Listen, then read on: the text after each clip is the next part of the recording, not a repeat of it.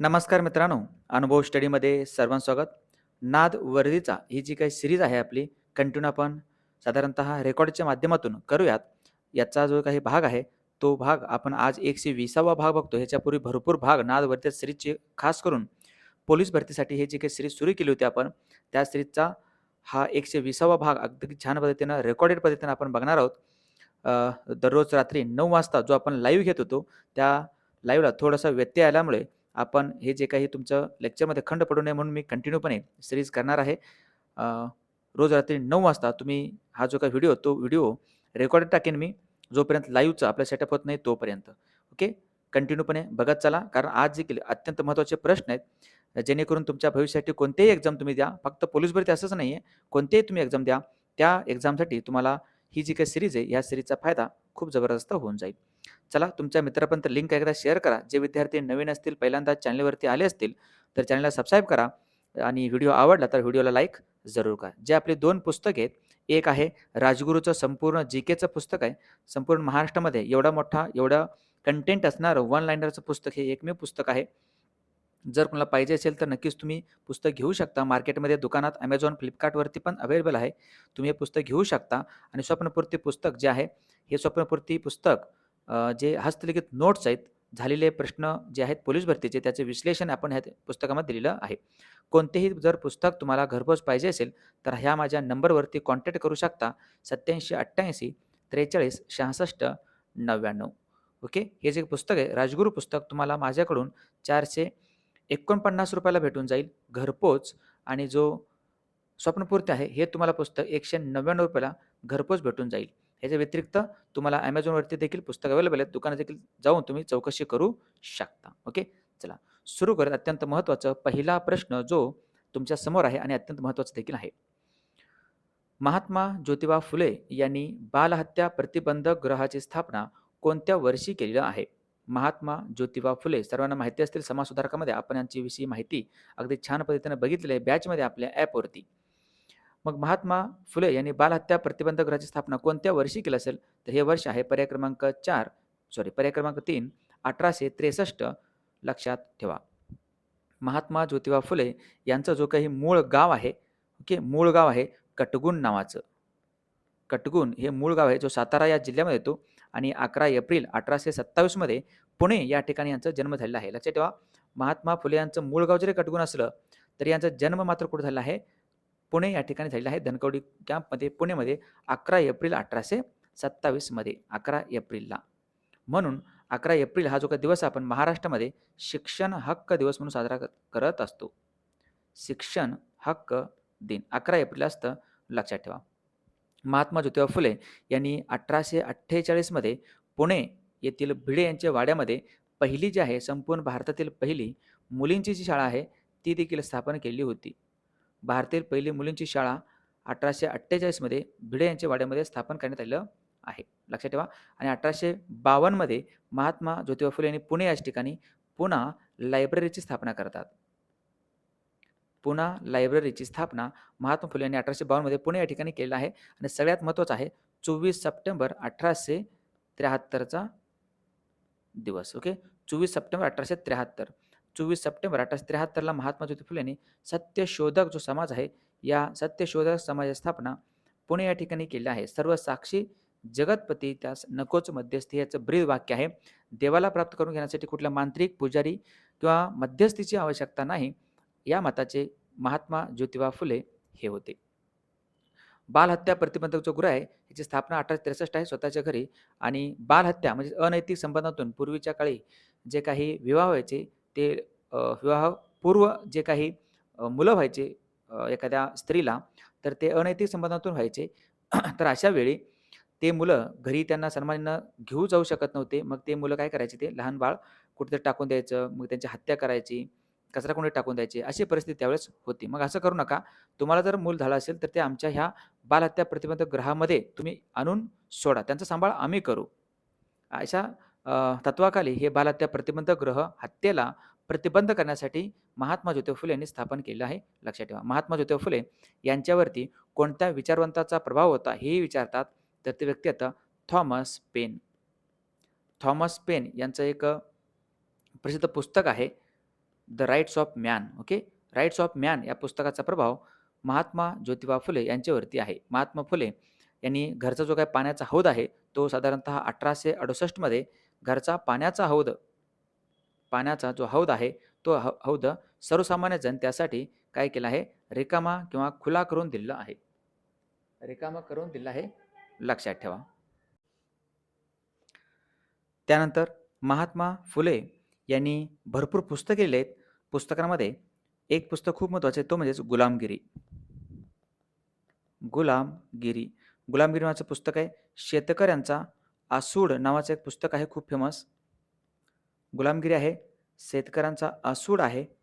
गुलामगिरी, शेतकऱ्यांचा आसूड, ब्राह्मणांचे कसब आहे. ब्राह्मणांचे कसब हे देखील पुस्तकांचं आहे. सार्वजनिक सत्य धर्म नावाचे एक पुस्तक आहे.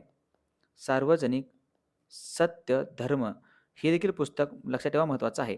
आणि महात्मा फुले यांच्या दत्तक पुत्राचं नाव का असेल? दत्तक पुत्र, यांनी एक पुत्र घेतलं होतं दत्तक, तर त्यांचं नाव आहे यशवंत. यशवंत लक्षात ठेवा. यांच्या पत्नीचं नाव आहे सावित्रीबाई फुले, ज्यांची जयंती आपण 3 जानेवारीला काय करत असतो? 3 जानेवारी 1831 चा जन्म आहे सावित्रीबाई फुले यांचं. सावित्रीबाई फुले. ठीक आहे, लक्षात ठेवा. यांची जो काही जयंती असतो 3 जानेवारीचा हा दिवस आपण महाराष्ट्रामध्ये बालिका दिन म्हणून साजरा करत असतो. महाराष्ट्रामध्ये बालिका दिवस. एवढी माहिती पुरेशी आहे. चला पुढचा क्वेश्चन घेऊयात आपण. डॅश डॅश यांनी 1772 साली जिल्हाधिकारी या पदाची निर्मिती केलेली आहे.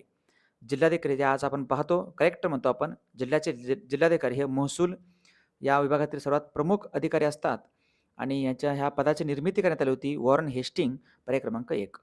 वॉरन हेस्टिंग यांच्या कार्यकाळामध्ये करण्यात आलेलं आहे. वॉरन हेस्टिंगने या पदाची निर्मिती केली आहे.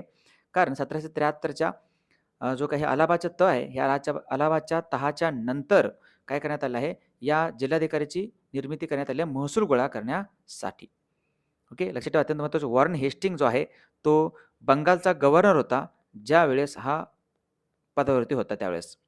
ओके, बंगालचा गव्हर्नर होता. त्याच्या कार्यकाळामध्ये एक कायदा आणला ज्याला आपण 1773चा रेग्युलेटिंग ॲक्ट असं म्हणतो. 1773चा रेग्युलेटिंग ॲक्ट याच्या कार्यकाळाला आहे. या कायद्यानुसार बंगालचा जो गव्हर्नर आहे तो बंगालचा गव्हर्नर जनरल बनलेला आहे. बंगालचा गव्हर्नर जनरल म्हणून बंगालचा पहिला गव्हर्नर जनरल कोण असेल? तर तो आहे वॉरन हेस्टिंग. क्वेश्चन विचारतात वॉरन हेस्टिंगचा कार्यकाळ किती आहे किंवा बंगालचा पहिला गव्हर्नर जनरल कोण आहे? तर तो वॉरन हेस्टिंग. 1772 याचा काळ आहे. 1772 ते 1785 पर्यंत याचा कार्यकाळ विसरू नका. म्हणजे सर्वाधिक काळ म्हटलं तरी काय हरकत नाही. गव्हर्नर जनरलमध्ये सर्वाधिक काळ गव्हर्नर जनरल या पदावरती राहणारा व्यक्ती कोण असेल? तर तो वॉरन हेस्टिंग. वॉरन हेस्टिंग ह्याच्याच कार्यकाळामध्ये ओके, वॉरन हेस्टिंगच्याच कार्यकाळामध्ये 1773चा रेग्युलेटिंग ॲक्ट नुसार भारतामध्ये कलकत्ता या ठिकाणी सुप्रीम कोर्टाची स्थापना करण्यात आलेली आहे. कलकत्ता या ठिकाणी सुप्रीम कोर्टाची स्थापना करण्यात आली आणि ह्या सुप्रीम कोर्टाचे पहिले मुख्य न्यायाधीश कोण असतील? तर त्यांचं नाव आहे न्यायमूर्ती एलिझा इम्पे. न्यायमूर्ती एलिझा इम्पे लक्षात ठेवा. हे होते पहिले न्यायमूर्ती ह्या सुप्रीम कोर्टाचे कलकत्ता या ठिकाणी स्थापन झालेल्या वॉरन हेस्टिंग IMP व्यक्तिमत्व. त्यानंतर लॉर्ड रिपन हा पण व्यक्ती खूप चांगला होता भारतासाठी. ह्याचा कार्यकाळ जो आहे तो खूप चांगला आहे. साधारणतः 1880 ते 84 पर्यंत लॉर्ड रिपन हा कार्यकाळावरती राहिलेला होता आणि ह्यांना आपण काय म्हणतो, ह्याच्याच कार्यकाळ 1882 मध्ये स्थानिक स्वराज्य संस्थेचा कायदा आलेला आहे. स्थानिक स्वराज्य संस्था लक्षात ठेवा. म्हणून स्थानिक स्वराज्य संस्थेचे जनक कोण असेल? तर तो जनक आहे लॉर्ड रिपन. लॉर्ड रिपन हा स्थानिक स्वराज्य संस्थेचा जनक म्हणून त्याला ओळखलं जातं. आणि मुंबईचा जो गव्हर्नर आहे, बॉम्बेचा गव्हर्नर ते राहिले तर लॉर्ड एल्फिन्स्टन. Lord Elphinstone. आणि अजून एक पॉईंट तो म्हणजेच लॉर्ड जो रिपन आहे ना, लॉर्ड रिपन 1882 मध्ये लॉर्ड रिपनच्या कार्यकाळात हंटर आयोग आलेला आहे. हंटर कमिशन जो शिक्षणासाठीचा आहे, लक्षात ठेवा. शिक्षणासाठीचा. आणि 1881 पासूनच लॉर्ड रिपनच्या कार्यकाळापासूनच दशवार्षिक जे काही जनगणना आहे, या दशवार्षिक जनगणनेची पण स्थापना करण्यात आली, सुरू करण्यात आलेलं होतं. दर 10 वर्षांची जनगणना. एवढे पॉईंट लक्षात ठेवा, IMP आहेत. पुढचा प्रश्न, हुतात्मा अनंत लक्ष्मण कान्हेरे. अनंत कान्हेरे यांनी कोणती कादंबरी लिहिलेली आहे? अनंत लक्ष्मण कान्हेरे नाशिकचा जो कलेक्टर होता, ओके, जॅक्सन. नाशिकचा कलेक्टर जॅक्सनची हत्या कोणी केलेली आहे? अनंत कान्हेरेने केलं, लक्षात ठेवा. नाशिकचा कलेक्टर जो ब्रिटिशांचा व्यक्ती आहे, त्याचं नाव आहे जॅक्सन. जॅक्सन. या जॅक्सनचा वध किंवा ह्याची हत्या म्हणा तुम्ही, ह्याची हत्या कुठे केली असेल नाशिकमध्ये? तर नाशिकमध्ये केली तर कोणी केलं असेल तर अनंत लक्ष्मण कान्हेरे यांनी. यांचं एक पुस्तक आहे, कादंबरी आहे, ज्या कादंबरीचं नाव आहे मित्रप्रेम. मित्रप्रेम लक्षात ठेवा. गुलामगिरी कुणाचा आहे? महात्मा फुले यांचं आहे, आत्ता सांगितलेलं आहे. बुधभूषण हे जे पुस्तक आहे, बुधभूषण हे येतं, हे पुस्तक आहे छत्रपती संभाजी महाराज यांचं. छत्रपती संभाजी महाराज यांचं पुस्तक आहे बुधभूषण. आणि एक पुस्तक आहे डोंगरीच्या तुरुंगातील आमचे 101 दिवस. हे पुस्तक कोणाचं आहे असेल? हे आहे गोपाळ गणेश आगरकर यांचं. गोपाळ गणेश आगरकर यांनी ज्यावेळेस डोंगरीच्या तुरुंगामध्ये यांना शिक्षा झाली होती, ओके, बर्वे प्रकरणामध्ये लोकमान्य टिळक आणि गोपाळ गणेश आगरकर यांना दोघांना पण डोंगरीच्या तुरुंगात पाठवण्यात आलं होतं. 101 दिवसांची शिक्षा होती. त्याच्यावर आधारित हे पुस्तक आहे, लक्षात ठेवा. आणि आगरकर यांचं एक पुस्तक आहे, त्याला आपण आत्मचरित्र म्हणतो, ज्याचं नाव आहे फुटके नसीब. फुटके नसीब हे जे पुस्तक आहे, फुटके नसीब नावाचं पुस्तक आगरकर यांचं आत्मचरित्र आहे. आत्मचरित्र आहे, लक्षात ठेवा. चला पुढचा प्रश्न. रक्त गोठण्यासाठी मानवाच्या शरीरात कोणते प्रोटीन असते? ओके, रक्त गोठण्यासाठी मानवाच्या शरीरामध्ये भरपूर घटक आहेत, मात्र मी तुम्हाला प्रश्नामध्ये विचारलं प्रोटीन कोणतं आहे, प्रथिन कुठलं असेल? तर हे आहे फायब्रिनोजन, पर्याय क्रमांक 4. फायब्रिनोजन पण आहे आणि अजून एक आहे प्रोथ्रोम्बिन. फायब्रिनोजन आणि प्रोथ्रोम्बिन हे दोन्ही पण प्रथिन आहेत, जे आपल्या रक्ताला रक्त गोठण्यासाठी कामाला येऊ शकतात. लक्षात ठेवा, IMP आहे. विटॅमिन के पण आहे बरं का. जीवनसत्व जो आहे ना, जीवनसत्व के पण आहे, रक्त गोठण्यासाठीच कामाला येतं. रक्त गोठक जीवनसत्व असं आपण ह्याला ओळखतो. परंतु मी तुम्हाला प्रश्नामध्ये विचारलं होतं प्रोटीन कुठलं आहे? हे जीवनसत्व आहे विटॅमिन के. विटॅमिन केचं शास्त्रीय नाव काय असेल? फायलोक्विनोन. फायलोक्विनोन हे आहे शास्त्रीय नाव विटॅमिन केचं. आणि जो नेफ्रॉन आहे, नेफ्रॉन कुठे असतात? हे आहे की आपल्या किडनीमध्ये. किडनीचे कार्यात्मक आणि रचनात्मक घटक काय असेल तर ते नेफ्रॉन्स. नेफ्रॉन लक्षात ठेवा. आणि जो मानवी शरीर आहे, हे मानवी शरीरामध्ये साधारणतः 4 ते 5 लिटर रक्त असतं. लक्षात ठेवा. रक्त हे कोणत्या प्रकारचं ऊती आहे विचारलं तर ते आहे संयोजी ऊती. रक्त हे संयोजी ऊतीचा प्रकार आहे आणि मानवाच्या शरीराचं टोटलपणे 8% काय असतं? रक्त असतं. 8% रक्त असताना 18% हाडे असतात. हे तुम्हाला वर्गात शिकवलेलं आहे. रक्तामध्ये काय असतं? HB म्हणजे हिमोग्लोबिन असतं. हिमोग्लोबिनमध्ये लोह असतं. यामुळेच रक्त हा काला आहे. कशा प्रकारचा आहे? लाल आहे. ओके, लाल आहे. रक्ताला जर कर्करोग झाला, कॅन्सर झाला रक्ताला, तर त्याला काय म्हणतात? ह्याला म्हणतो पण ल्युकेमिया. ल्युकेमिया. जो WBC आहेत, साधारणतः व्हाईट ब्लड सेल्स आहेत, यांची संख्या खूप वाढते यावेळेस. ल्युकेमिया यावेळेस, कर्करोगाच्या वेळेस. कळालं? रक्त खूप खूप महत्त्वाचं आहे, लक्षात ठेवू शकता. आणि रक्ताचे रक्त गटाचे जे प्रकार आहेत, तर ते 4 प्रकार आहेत. AB, AB आणि O हे 4 प्रकारचे रक्तगट आहेत, जे कार्ल लँडस्टेनर यांचा शोध लावलेला आहे. कार्ल लँडस्टेनर आणि डिकास्टेलो आणि स्टर्ली या शास्त्रज्ञांनी रक्तगटाचा शोध लावलेला आहे. बस एवढे पॉईंट लक्षात ठेवा, IMP आहेत. पुढचा प्रश्न. मोहेंजोदाडो येथे प्राप्त नर्तकीची मूर्ती कोणत्या धातूची होती? मोहेंजोदाडो जी आहे ती सिंधू संस्कृतीमधील एक ठिकाण आहे. सिंधू संस्कृती खूप महत्त्वाचं आहे. सिंधू संस्कृतीमधील एक ठिकाण आहे मोहेंजोदाडो. आज हे ठिकाण कुठं असेल? आजच्या घडीला हे ठिकाण आहे पाकिस्तानमध्ये. मोहेंजोदाडो आणि हडप्पा. ओके, जे सिंधू नदीच्या काठी येतं मोहेंजोदाडो, पाकिस्तानमध्ये येतात. आणि या ठिकाणची एका नर्तकीची मूर्ती सापडली, ती मूर्ती कांस्याची आहे. कांस्य या प्रकारची मूर्ती आहे. कांस्य हे काय? संमिश्र आहे. हे विज्ञानामध्ये येतं. कांस्य हे काय? एक संमिश्र आहे कांस्य नावाचं. आणि ज्याला ब्रॉन्झ असं म्हटलं जातं. ब्रॉन्झ जे कशापासून मिळून बनलं आहे? Copper plus tin. लक्षात ठेवा. कॉपर म्हणजे तांबे, टिन म्हणजे कथील. तांबे आणि कथिलापासून मिळून कांस्य बनलेलं आहे. समजलं? लक्षात ठेवा. आणि जो काही मोहेंजोदाडो आहे, या मोहेंजोदाडो या ठिकाणीच महास्नानागार देखील सापडले आहे. महास्नानागार जे आहे, ज्याला आपण बाथरूम म्हणतो मोठं, हे देखील याच ठिकाणी सापडलेलं आहे. सिंधू संस्कृतीमध्ये जे काही लोक होते, हे विशेषतः आणि सिंधू संस्कृती जी आहे ना, ही नागरी संस्कृती आहे. भारतातील की नाही, संपूर्ण जगातील पहिली नागरीकृत संस्कृती कुठली असेल तर ते सिंधू संस्कृती. सिंधू संस्कृतीमधील महाराष्ट्रातील एक ठिकाण आहे, ज्याला म्हणतो आपण दायमाबाद. महाराष्ट्रामधील सिंधू संस्कृतीमधील ठिकाण कुठलं असेल विचारतात, तर ते आहे दायमाबाद, लक्षात ठेवा. आणि जे हडप्पा हे कोणत्या नदीच्या काठी असेल, तर ते आहे रावी नदीच्या काठी आहे. रावी नदी ही सिंधूचीच उपनदी आहे विशेषतः. आणि हडप्पा ही लक्षात ठेवा IMP आहे. हडप्पा आणि मोहेंजोदडो यांचा शोध लावलेला आहे. 1921 आणि 1922 मध्ये त्यांचा शोध लागलाय उत्खननामध्ये ब्रिटिशांना.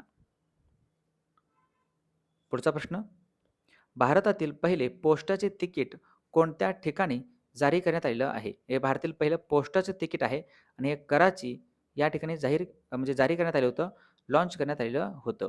लक्षात ठेवा, 1852 मध्ये पहिलं पोस्टाचं तिकीट कराची या ठिकाणी निघालेलं आहे. आणि कोणाच्या कार्यकाळात आलं असेल, तेव्हा भारताचा गव्हर्नर जनरल कोण असेल, कार्यकाळ कोणाचा आहे, तर हा आहे लॉर्ड डलहौसी.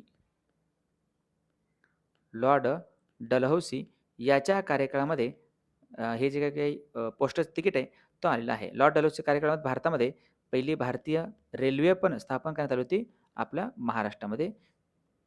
ओके, बोरीबंदर ते ठाण्याच्या दरम्यान. अच्छा, कराची कुठं आहे? कराची आता आज पाकिस्तानमध्ये. पाकिस्तानची राजधानी इस्लामाबाद आहे आणि कराची एक बंदर आहे खूप महत्त्वाचं, लक्षात ठेवा इथं. पहिले पोस्टाचे तिकीट. पुढचं क्वेश्चन, दाचीगम राष्ट्रीय उद्यान कोणत्या राज्यात आहे? हे खूप महत्त्वाचं एक राष्ट्रीय उद्यान आहे, त्याचं नाव आहे दाचीगम. दाचीगम राष्ट्रीय उद्यान कुठे येतं? हे येतं जम्मू आणि काश्मीरमध्ये, पर्याय क्रमांक 3. जम्मू काश्मीरची राजधानी श्रीनगर आहे. ओके, जम्मू काश्मीरची राजधानी काय असेल तर ते श्रीनगर. राजधानी श्रीनगर आहे जी ओके, श्रीनगर आणि जम्मू अशा 2 राजधानी आहेत जम्मू काश्मीरच्या. जम्मू आणि श्रीनगर. जम्मू हे आहे तावी नदीच्या काठी आहे. तावी नदीच्या काठी, लक्षात ठेवा. आणि बाकी कमेंट बॉक्समध्ये तुम्हाला सांगायचं आहे, श्रीनगर हे ठिकाण कोणत्या नदीच्या काठी आहे? श्रीनगर हे कोणत्या नदीच्या काठी आहे? कमेंट बॉक्समध्ये सांगायचं आहे. आणि जम्मू काश्मीरमध्ये ह्याच्या व्यतिरिक्त कोणते राष्ट्रीय उद्यान येत असतील, तर जम्मू काश्मीरमध्ये ह्याच्या व्यतिरिक्त राष्ट्रीय उद्यान येतं. एक आहे किश्तवाड नावाचं. किश्तवाड नावाचं राष्ट्रीय उद्यान जम्मू काश्मीरमध्ये आहे. ह्याच्या व्यतिरिक्त डॉक्टर सलीम अली राष्ट्रीय उद्यान आहे. डॉक्टर सलीम अली हे देखील राष्ट्रीय उद्यान कुठं आहे, तर याच जम्मू काश्मीरमध्येच आहे. आणि दाचीगम पण आहे. 2-3 राष्ट्रीय उद्यान जम्मू काश्मीर, लक्षात ठेवा. मात्र जम्मू काश्मीर आणि लडाख वेगळे झाले होते 31 ऑक्टोबर 2019 मध्ये. आणि जो संपूर्ण भारतातील सर्वात मोठे राष्ट्रीय उद्यान आहे क्षेत्रफळाच्या दृष्टिकोनातून, हिमीस राष्ट्रीय उद्यान जे लडाखमध्ये येतं. कळलं? भरपूर राष्ट्रीय उद्यान आहेत. तामिळनाडू जो आहे, तामिळनाडू या तामिळनाडू राज्यामध्ये राष्ट्रीय उद्यान कोणते कोणते येत असतील, तर एक आहे गिंडी आहे. त्यानंतर मुदुमलाई आहे, मन्नारच्या आखात आहे, मुकुर्थी आहे, इंदिरा गांधी आहे. हे सर्व राष्ट्रीय उद्यान तामिळनाडू राज्यामध्ये येतात. जो ओडिसा आहे, ओडिसा राज्यामध्ये 2 राष्ट्रीय उद्यान खूप फेमस आहेत. एक आहे भितरकनिका आणि दुसरं आहे सिमलीपल. भितरकनिका आणि सिमलीपाल हे 2 राष्ट्रीय उद्यान ओडिसा राज्यामध्ये येतात. ओके, आणि मिझोराम आहे, या मिझोराम राज्यामध्ये राष्ट्रीय उद्यान कोणते येत असतील? मिझोराममध्ये राष्ट्रीय उद्यान कोणते असतील? 2 आहेत. एक आहे मुर्लेन आणि दुसरं आहे फांगपुई. मुर्लेन आणि फांगपुई हे 2 राष्ट्रीय उद्यान मिझोराममध्ये येतात. मिझोरामची राजधानी आहे ऐजवाल ही मिझोरामची राजधानी आहे. दाचीगम राष्ट्रीय उद्यान जम्मू काश्मीर. चला पुढचा प्रश्न, संविधान सभेसाठी कॅबिनेट मिशन प्लॅन कोणत्या वर्षी स्थापन करण्यात आलेलं आहे? हे कॅबिनेट मिशन प्लॅन आहे. या कॅबिनेट मिशन प्लॅनलाच आपण काय म्हणतो? आणखीन एक नाव आहे ह्याला कॅबिनेट मिशन प्लॅनलाच, तर ते म्हणजेच त्रिमंत्री योजना. कॅबिनेट मिशन प्लॅनलाच त्रिमंत्री योजना असंही म्हटलं. त्याच्यामध्ये 3 मंत्री होते. एकाचं नाव आहे A.V. अलेक्झांडर. दुसरे व्यक्ती येतं sir Stafford Cripps. A.V. Alexander आणि सर पॅथिक लॉरेन्स.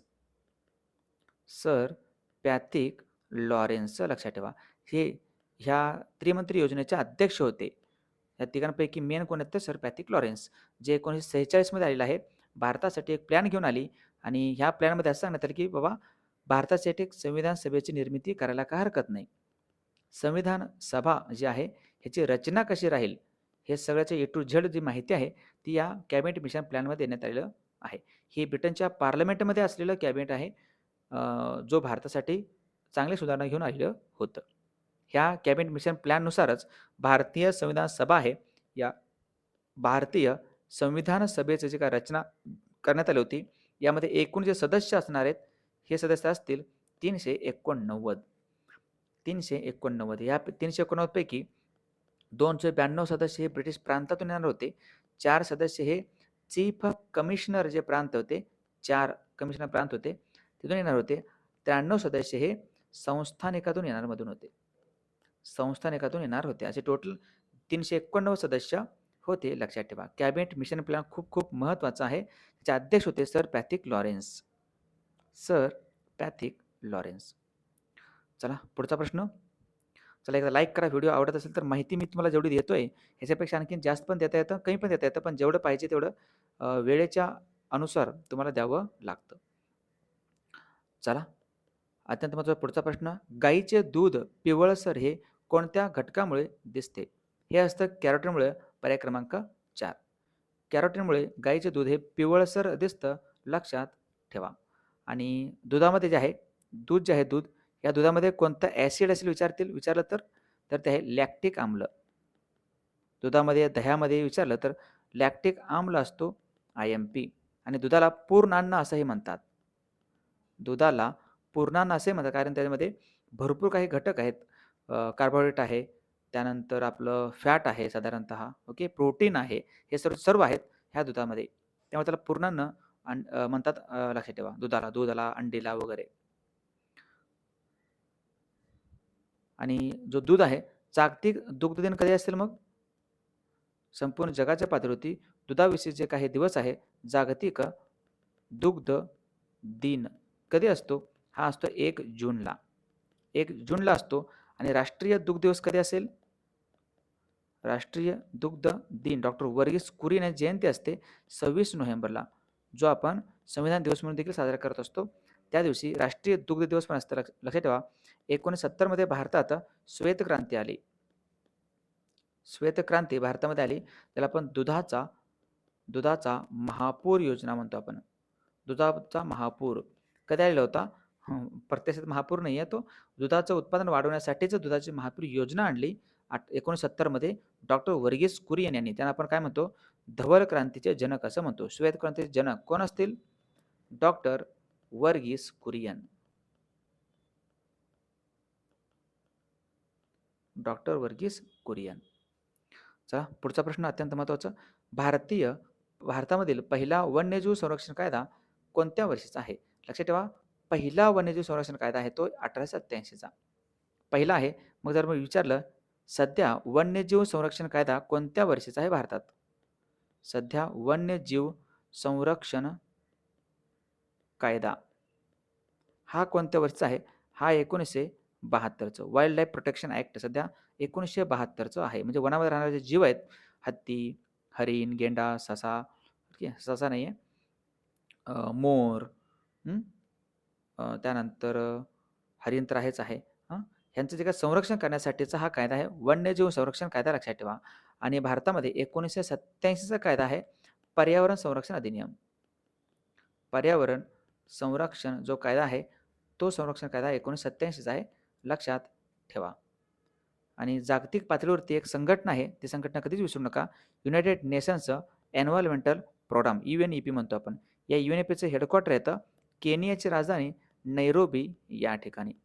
केनियाची राजधानी नैरोबी या ठिकाणी UNEPचं हेडक्वार्टर आहे. युनायटेड नेशन्स एन्व्हायरमेंटल प्रोग्राम म्हणजे संयुक्त राष्ट्र पर्यावरण कार्यक्रम. वन्यजीव संरक्षण कायदा. आणि भारताचे सध्या वनमंत्री कोण असतील? भूपेंद्र यादव. भारताच्या सध्याच्या घडीला वनमंत्री कोण असतील?